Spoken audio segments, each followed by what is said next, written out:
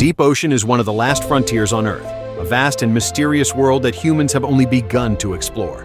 For the team aboard the research vessel Ocean Explorer, this was just another day of pushing the boundaries of underwater discovery.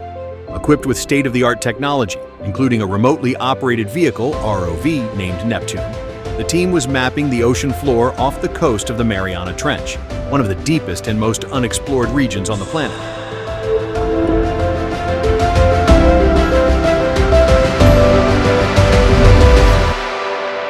The mission had been routine so far, collecting sediment samples, documenting marine life, and capturing stunning footage of the abyssal plains. But everything changed when Neptune's cameras detected something unusual on the ocean floor. Nestled among the rocks and silt was a large metallic container, its surface corroded but still intact. The team was intrigued. What was a container doing this deep underwater? And how long had it been there?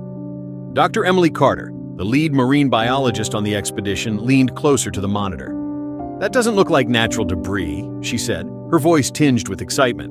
"It's too uniform. Could be man-made."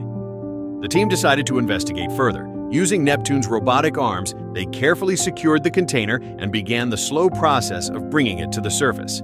The operation took hours, but finally, the container was hoisted onto the deck of the Ocean Explorer. It was massive, about the size of a shipping container, and covered in barnacles and rust. The researchers gathered around, their curiosity piqued. The container had no visible markings, no logos or serial numbers, just a heavy, rusted latch. Dr. Carter and her team donned protective gear, unsure of what they might find inside. "Let's open it," she said, her voice steady but her heart racing. The latch was stubborn, but with some effort, it finally gave way. The team pried open the door, and a rush of cold, briny air escaped. What they saw inside made their blood run cold. The container was filled with rows of cylindrical tanks, each about the size of a person. The tanks were made of thick glass, and inside each one was a murky liquid. But that wasn't the most shocking part. Floating in the liquid were humanoid figures, pale, lifeless, and eerily preserved. The researchers stared in stunned silence. What is this?"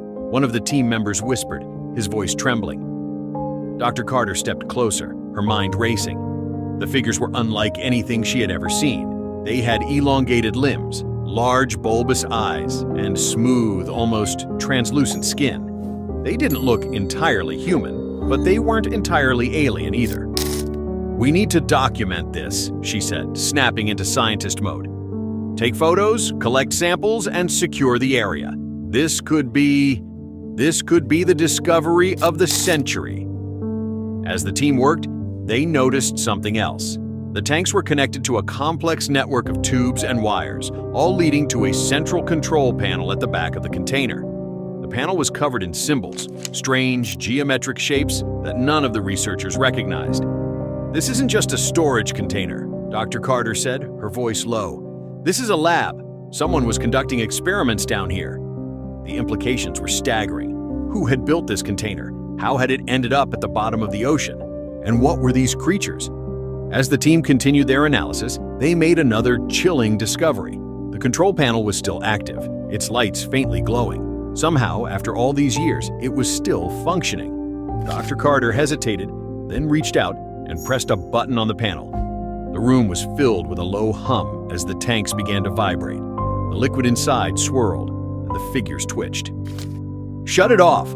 one of the researchers shouted, panic in his voice. Dr. Carter quickly pressed the button again, and the hum faded.